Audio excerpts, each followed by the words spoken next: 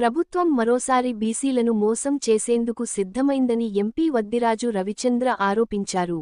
జీవోలు ఇచ్చి కాలయాపన చేయడం కాదు, పార్లమెంటులో బిల్లు పెట్టే వరకు పోరాడాలి.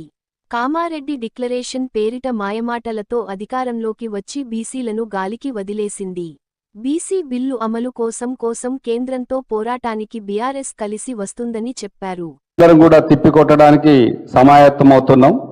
ఇప్పుడున్నటువంటి 15 మందిలో చెప్పినట్టుగా మీరిచ్చిన కులగణనే, మీరు చెప్పిన కులగణనే 46% ప్లస్ 10% ముస్లిం సోదరులతో కలిపి 56% మీరు చెప్పిన సర్వేని, ఇంకా 22 లక్షల మంది బీసీలను తప్పుగా చూపించినప్పటికీ 56% అంటే 18లో ఖచ్చితంగా కూడా ఇప్పుడున్న దాంట్లో ఎంత రావాలి?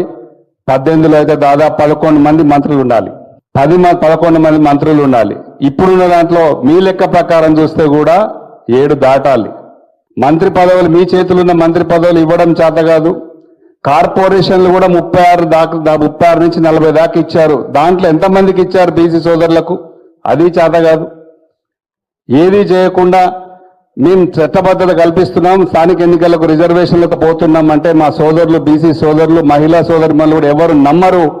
మాకు కేసీఆర్ గారు చెప్పారు 42% రిజర్వేషన్ బిల్లు పట్టుకొని వస్తే పార్లమెంట్లో మనకున్న రాజ్యసభలో అందరం కూడా సపోర్ట్ చేద్దాం, అఖిలపక్షాన్ని కూడా చేయండి అని మాకు ఆదేశం ఇచ్చారు కేసీఆర్ గారు. ఖచ్చితంగా కూడా మేము ఈయన ఎప్పుడు తెస్తాడా అనేది చూస్తే ఇక్కడి నుంచి తెచ్చేది లేదు, వచ్చేది లేదు, డైవర్షన్ పాలిటిక్స్ తప్ప. పోయిన గత బడ్జెట్లోనేమో 18 దాకా కార్పొరేషన్లు ప్రకటించారు. ఒక్కొక్క కార్పొరేషన్ బీసీ కులాలకు 50 కోట్ల చొప్పున ప్రకటించారు. కానీ ఒక్క రూపాయి కూడా బడ్జెట్లో పెట్టారు తప్ప ఒక్క రూపాయి రిలీజ్ చేయలేదు, ఒక కార్పొరేషన్ వేయలేదు, చెప్పలేదు. ఏమైనా పేరుకు మాత్రమే ప్రకటించుకుంటూ పోవడం తప్ప చేసేదైతే ఇప్పటివరకు ఒక్కటి కూడా ఏమి కనపడలేదు. మీరు మా అన్న చెప్పినట్టుగా తమిళనాడులో 69% చేస్తున్నారు బీసీలకు, ఇక్కడ చేయడానికి తప్పేముంది? దాదాపు 90% మంది ఉన్నట్టు శ్రీనివాస్ యాదవ్ గారు చెప్పారు. రియల్లీ అది ఎస్సీ, ఎస్టీ, ముస్లిం, మైనార్టీ అందరు సోదరులం అంతా కలిస్తే 90% ఉంటే, ఓసీలు 10% ఉంటే, మా ఓట్లన్నీ తీసుకొని మీరు అధికారంలో కూర్చున్నారు. కానీ బీసీల గురించి ఎందుకు మాట్లాడట్లేదు? వాళ్లకు న్యాయం చేయడం మేమెంతో, మాకంతా న్యాయం చేయడానికి మీకేమి ఇబ్బంది వస్తుంది?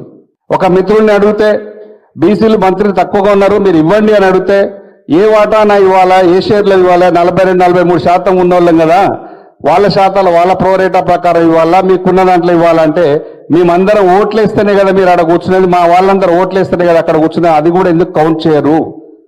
కానీ ఫ్యూచర్లో ఖచ్చితంగా బీసీలంతా ఐక్యమయ్యి కాంగ్రెస్ పార్టీకి ఖచ్చితంగా బుద్ధి చెప్పే రోజులు వస్తాయి.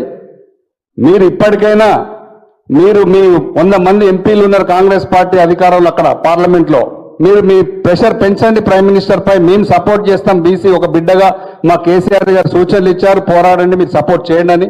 మీరు తీసుకురండి, బిల్లు ముందు పెట్టండి, మేము సపోర్ట్ చేస్తామని చెప్పాం.